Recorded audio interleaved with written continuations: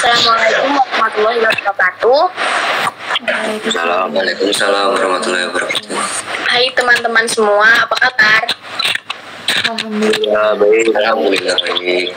Selamat datang di podcast kelompok kita. Nah, di episode kali ini kita bakal ngobrolin topik yang bisa dibilang cukup sensitif, tapi juga penting banget untuk dibahas bareng-bareng.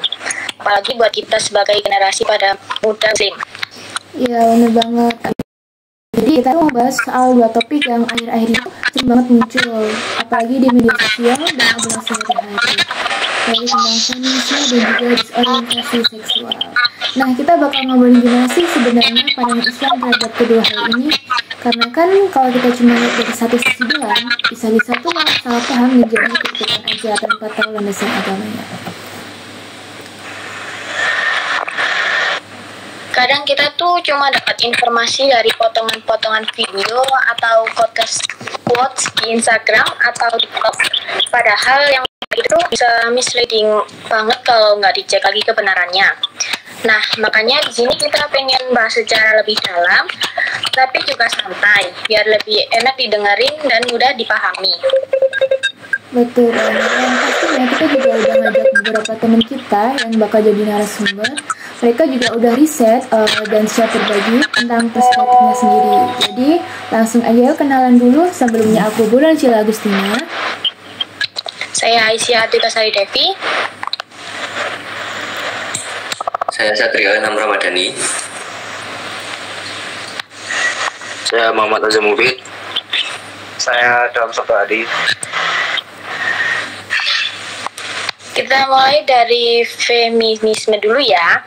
Nah, buat narasumber pertama nih, boleh dijelasin dulu nggak feminisme itu sebenarnya apa sih? Dan kenapa sih gerakan ini bisa muncul dan berkembang, termasuk di Indonesia? Oke, jadi kalau ngomongin feminisme nih, sebenarnya itu awalnya muncul karena adanya ketimpangan perilaku antara laki-laki dan perempuan di masa lalu ya, terlebih itu di bangsa Eropa. Contohnya itu ketika perempuan dulu itu nggak dikasih akses pendidikan yang layak atau yang sama dengan laki-laki. Lalu ada juga yang perempuan itu tidak boleh bekerja, bahkan tidak bisa menyuarakan suaranya di ranah publik seperti itu. Makanya muncul gerakan feminisme ini buat memperjuangkan hak-hak perempuan supaya setara. Kalau kita menarik dari Eropa ke belakang, itu ada tokoh-tokoh seperti Mary Wollstonecraft, ada juga John Stuart Mill. Kalau di Indonesia itu seperti R.A. Kartini. Jadi mereka memperjuangkan hak-hak perempuan supaya setara dengan laki-laki, seperti itu. Oke, tapi sekarang tuh kayaknya feminisme tuh makin banyak variannya ya Mas. Kayak ada yang moderat, ada juga yang radikal. Tuh bisa dijelasin nggak apa itu yang moderat, bagaimana yang radikal kayak gitu? Nah iya, benar banget. Feminisme itu ada yang namanya feminisme liberal, ada juga yang radikal. Nah, ada juga yang masuk ke interseksional feminisme. Nah, perlu dicatat nih, tidak semua aliran feminisme itu sesuai sama ajaran di agama Islam. Misalnya nih, menuntut supaya nggak ada perbedaan peran gender sama sekali. Nah, itu bertentangan dengan struktur yang diajarkan di dalam Islam itu sendiri.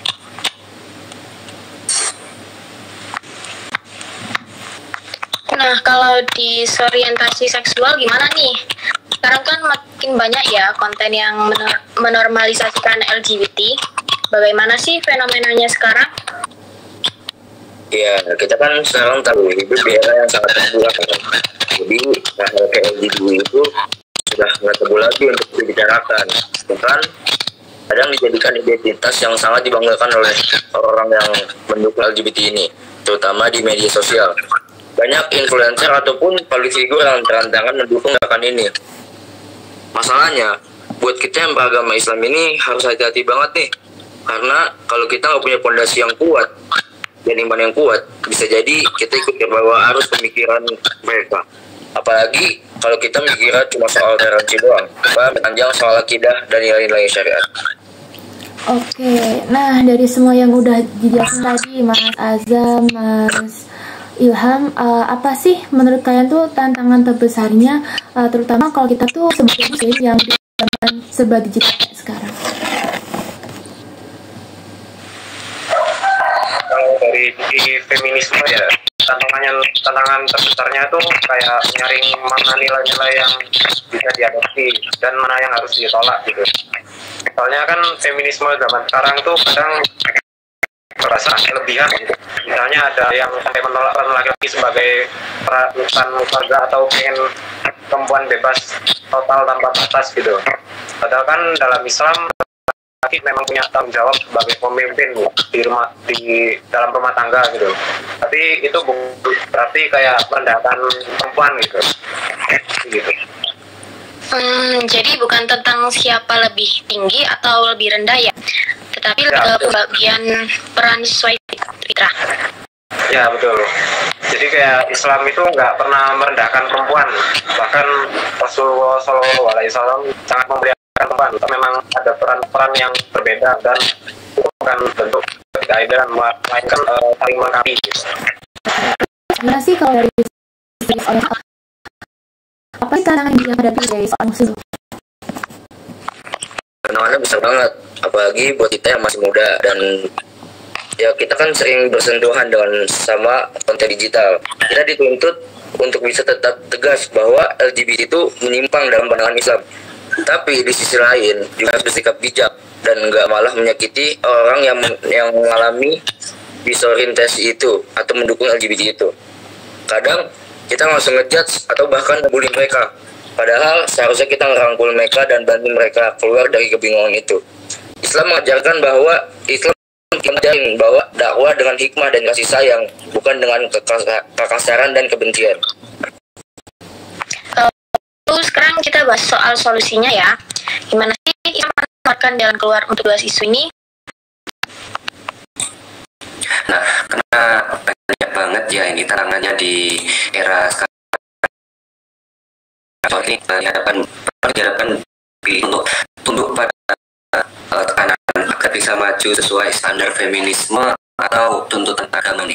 Jadi mungkin agak susah. Mungkin untuk solusi yang bisa ditawarkan itu yang pertama banget itu pastinya dari pendidikan dulu ya.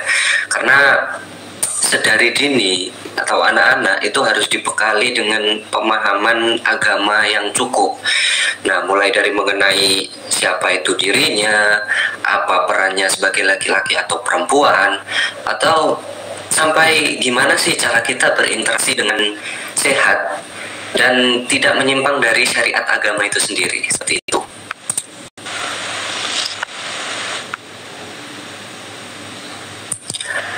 Lalu ada juga nih buat kita yang menjadi bagian dari masyarakat.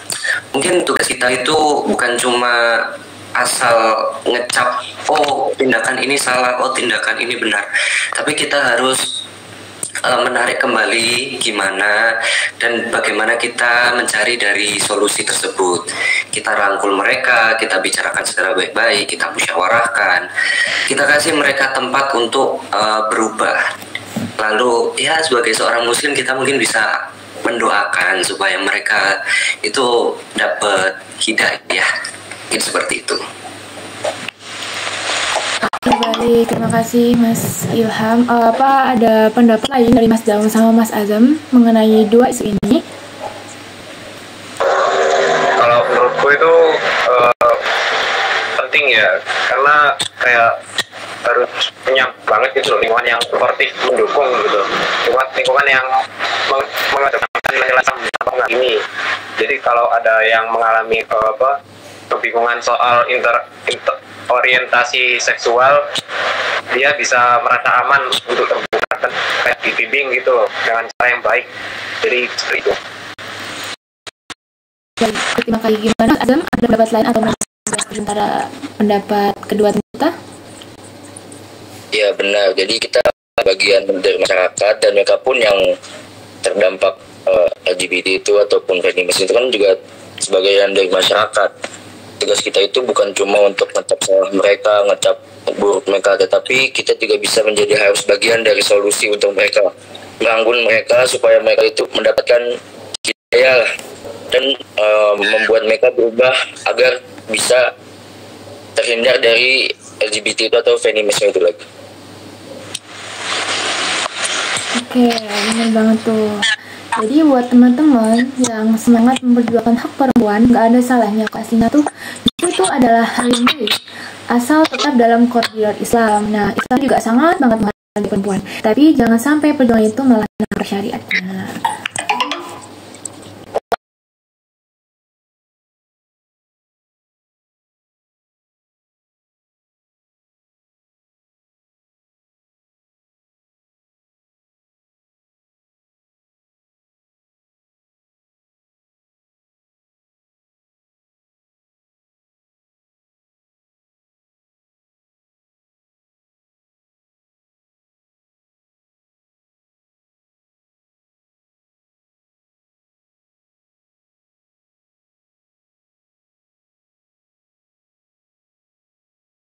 Obrolan kita ini benar-benar membuka mata ya. Kita jadi ngerti kalau sebagai muslim tuh kita tetap bisa kritis dan terbuka, tapi nggak boleh lepas dari nilai-nilai Islam. Oke, semoga tidak dibahas teman-teman semua, dan kita cuma ikut dan atau pilih nggak kelas benar-benar posisi kita sebagai umat Islam. Makasih banyak buat para narasumber kita hari ini. Dan buat teman-teman yang dengerin, jangan lupa share podcast ini ke orang-orang terdekat kalian. Semoga bisa menjadi ilmu yang bermanfaat. Assalamualaikum warahmatullahi wabarakatuh.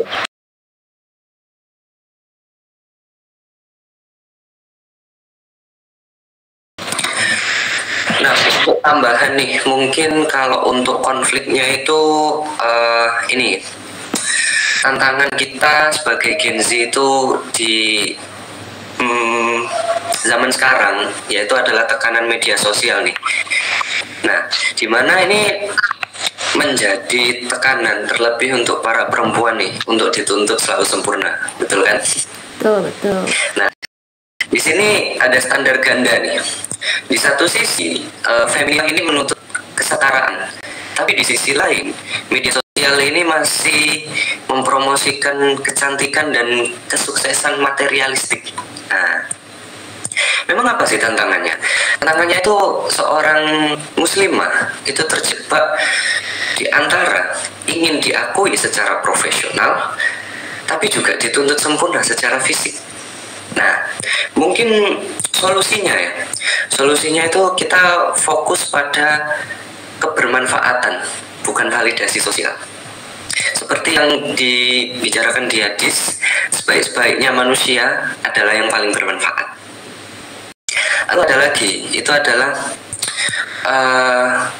feminisme yang saya bicarakan di awal tadi, feminisme Islam dengan feminisme sekuler. Nah, utamanya itu adalah ada kelompok yang memaksakan penafsiran feminisme liberal atau secara umum dalam feminisme Islam, seperti menurut atau kepemimpinan laki-laki yang lebih tinggi dengan dalih kesetaraan. Nah, ini muslimah ini dibingungkan antara memilih mana yang benar-benar ajaran Islam dan mana yang tafsir sekuler. Mungkin sebagai muslim atau muslim sendiri ini bisa menjadi refleksi. Kita perlu mengkaji Islam ini dari sumber yang otentik atau ulama terpercaya. Nah, dan tidak terjebak di dalam narasi yang membingungkan agama dan tiba. Kalau kesimpulan kita lebih kritis terhadap narasi-narasi tentang feminisme terlebih yang bertentangan dengan Islam itu sendiri. Kita harus menghargai identitas keislaman kita, tapi tanpa merasa inferior. Dan kita sebagai Islam sendiri itu menjadi agen perubahan dengan mempromosikan pemberdayaan perempuannya ala Muslim, bukan ala Barat seperti yang kita ketahui. Islam itu dari awal benar seperti yang dikatakan tadi, sudah memuliakan kaum perempuan, tetapi dengan porsinya masing-masing. Tantangan terbesarnya adalah tetap istiqomah di tengah arus digital yang mendikte standar hidup perempuan itu sendiri. Seperti yang dibicarakan atau yang dikatakan oleh hadis riwayat Muslim, sesungguhnya dunia itu manis jadi hijau, dan Allah menjadikan kalian itu khalifah di dalamnya. Dia akan melihat bagaimana kalian beramal.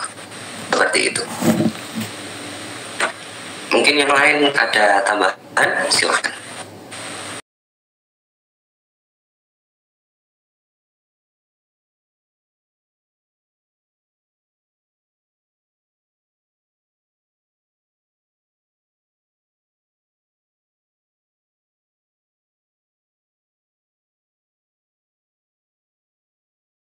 Oke, ini terima kasih Mas Ilham, penjelasannya tuh rinci banget. Oke, tapi mohon maaf ya, ini juga mungkin kendala sinyal atau apa. Nah, sudah kembali lagi guys. Oke, aku izin tanya, nanti mau siapa yang jawab, entah itu Mas Ilham, Mas Dawam atau Mas Adam, boleh ya, itu bebas. Tadi kan Mas Ilham jelasin tentang gimana keadaan tuh pria lebih tinggi daripada perempuan, patriarki, bener kan? Nah, apakah patriarki itu selalu berarti ketidakadilan terhadap perempuan dalam konteks Islam nih?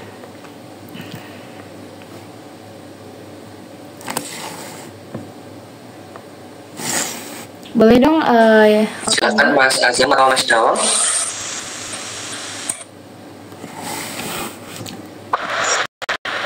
Menurutku itu ya nggak selalu sih. Jadi kayak patriarki dalam Islam itu perlu ditinjau ulang seperti konseptual tadi. Jika patriarki berarti dominasi mutlak laki-laki dan penindasan terhadap perempuan, tentu itu tidak sesuai dengan Islam. Namun jika laki-laki memiliki tanggung jawab lebih besar dalam kepemimpinan karena alasan kodrat atau tanggung jawab seperti kayak nafkah gitu-gitu, itu bukan ketidakadilan, melainkan sistem distribusi atau peran yang adil lah. Tantangannya itu membedakan antara budaya patriarki yang menyimpang dan struktur sosial yang memang disyariatkan tuh. Oke, baik, terima kasih.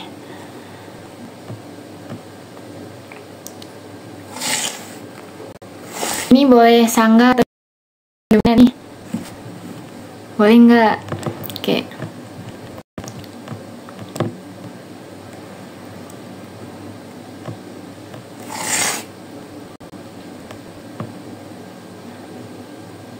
Ini suaraku kedengaran ya? Ya, kedengeran, Pak. Oke, Mas Dawam. Mas Azam, ini ada sanggan. Ini sangat mencerminkan kekhawatiran terhadap penyalahgunaan konsep dominan laki-laki dalam masyarakat. Namun penting juga untuk membedakan antara patriarki sebagai sistem budaya dominasi yang memang bertentangan dengan Islam. Islam mengangkat perempuan dari perbudakan sosial pra-Islam dan memberi mereka itu hak waris, hak memilih pasangan, dan hak atas pendidikan hingga hak ekonomi.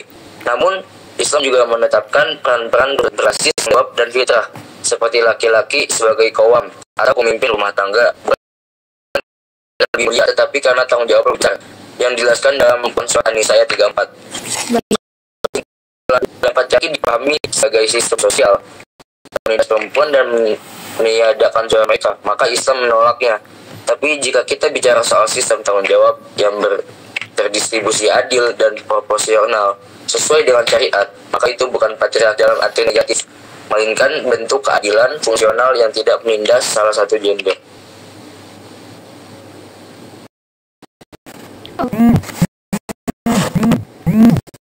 Oke, makasih Mas Azam, Mas Dawam, Mas Ilham.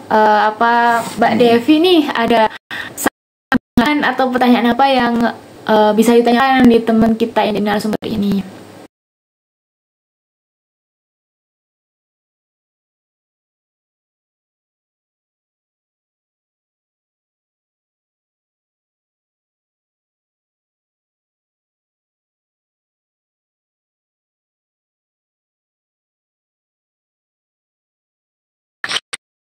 Nah, aku kan mau cerita tentang masalah dari yang aku lihat di tersebut. Itu teman SMP, dia tuh cewek, tetapi dia tuh dari SMP itu udah mulai kayak yang lainnya tuh kayak bulan, tapi dia dapet yang nggak baik yang buat dia tuh kayak dia tuh very demi cewek gitu loh. Dari dia itu apa, berpenampilan sebagai cowok tapi dia tuh kan cewek, jadi dia tuh kayak suka cewek sama cewek gitu loh. Nah, di sini aku mau minta tanggapannya gimana menurut kalian. Oke, izin menjawab ya. Mungkin itu namanya ada traumatis gitu ya, akibat perlakuan kasar dari kakaknya sendiri. Jadi dia merubah sikap menjadi dalam kata tadi lesbi mungkin ya. Iya. Mungkin kita bahas dari sisi akidah dulu ya. Islam itu mengajarkan setiap ujian atau musibah yang menimpa seseorang itu, ya termasuk ini tadi, kekerasan di dalam keluarga itu takdir yang mengandung sebuah hikmah atau pembelajaran. Meskipun ya memang pahit ya. Sebagai intinya itu Allah tidak membebani seseorang melainkan sesuai dengan kesalahannya. Namun Islam menekankan adanya tanggung jawab pribadi atas pilihan hidup. Artinya meski seseorang itu mengalami trauma, dia tetap dituntut untuk berjuang menghadapi fitrahnya atau asalnya. Ketika dia fitrahnya itu menjadi perempuan, ya berarti dia harus menjadi perempuan gitu.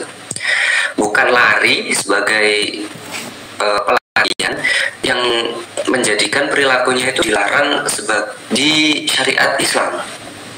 Lalu ketika kita melihat dari sisi syariat ya, kekerasan yang dilakukan sama kakaknya ini tadi itu jelas sekali haram mutlak. Karena Rasulullah itu pernah bersabda, seorang muslim itu tidaklah boleh menzalimi saudaranya sendiri. Ini berlaku ya tidak hanya di dalam keluarga tapi juga secara sesama muslim. Nah, jika kekerasan tersebut itu terjadi, terlebih mohon maaf kalau sampai terjadi pelecehan ya, itu menurut saya dihukum lah ya, sesuai dengan hukum yang berlaku. Nah, untuk lesbianisme nih di sini, kejadian ini tuh termasuk sangat besar dalam Islam. Disebutkan jika seseorang tidak mendatangi kalian laki-laki atau menyerupai laki-laki, maka keduanya adalah bina. Dan Islam ini malah termasuk laki lagi perempuan perempuan. Anak ini harus ya, tapi juga musnahkan keluar dan memiliki biologi itu sendiri juga, dan potensi menormalisasikan sebuah keburukan. Nah, untuk sisi akhlak ini, lesbianisme itu mengajarkan, Islam itu mengajarkan kita untuk tidak mencaci dan mengusir pelakunya, melainkan mendekati dan kasih, lalu kita berikan sebuah dakwah supaya dirinya itu tertahan di jiwa. Kasusnya Mbak ini, perempuan itu seperti perempuan keras, bukannya pelaku yang menyimpang juga. Untuk pendekatannya itu ini perempuan yang akan lalu penyembuhan sendiri dan bagi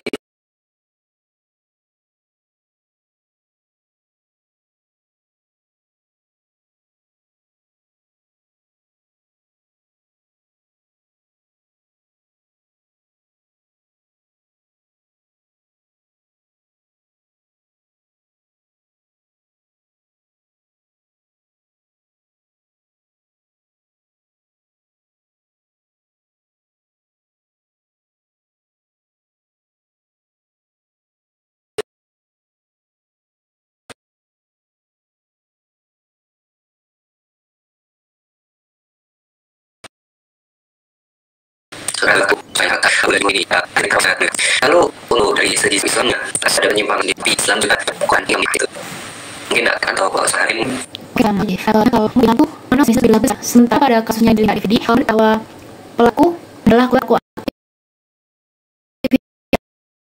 dan menyederhanakan jika kita tuh hanya menyuruh taubat, padahal luka traumanya itu sangat dalam. Maka lebih manusiawi jika kita menerima orientasi seksualnya sebagai bagian dari akibat kekerasan, bukan sekedar menyimpan secara moral saja. Terima kasih. Mungkin jawaban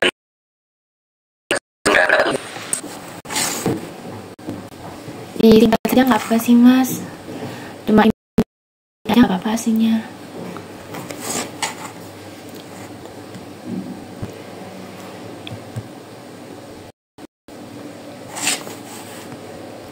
Yang kesimpulan dibaca aja nggak apa-apa, butuh kesimpulan deh.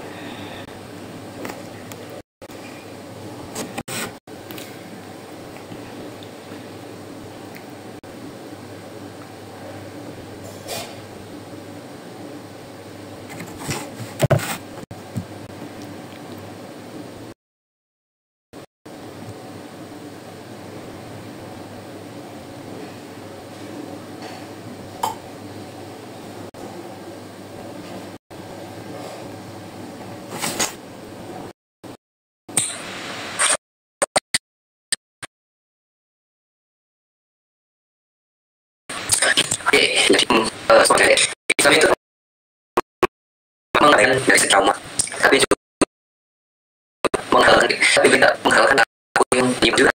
Nah, ya, Islam ini memberikan ruang luas untuk kesembuhan jiwa ya, bukan membiarkan saja seperti pendekatan-pendekatan yang penuh hati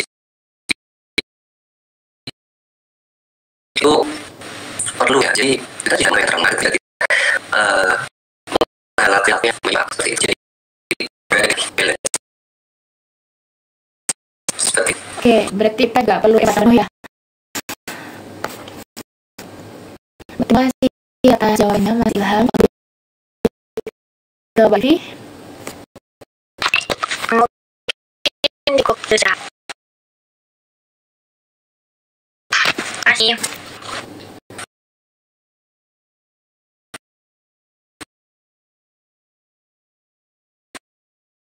Ketika dibagi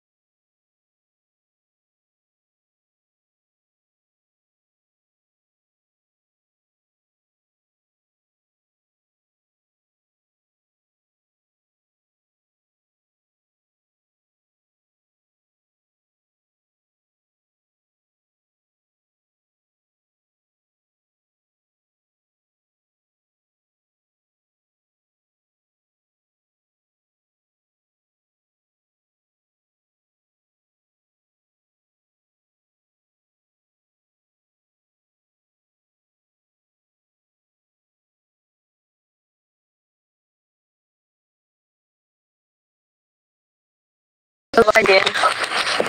ya kok 35 menit tapi berkat-kat. Oh, oke. Coba Nanti coba dikat dulu, dan kalau kurang nanti malam ada yang free nggak apa sibuk sama aku free kok. Boleh. nanti kalau ini kurang berarti sudah dimulai. Aman main di gitu. Iya, jadi kamu bilang dari awal ya enggak. Oke, ini panggilan dari 15 menit. Ini orangnya berisilah tekan.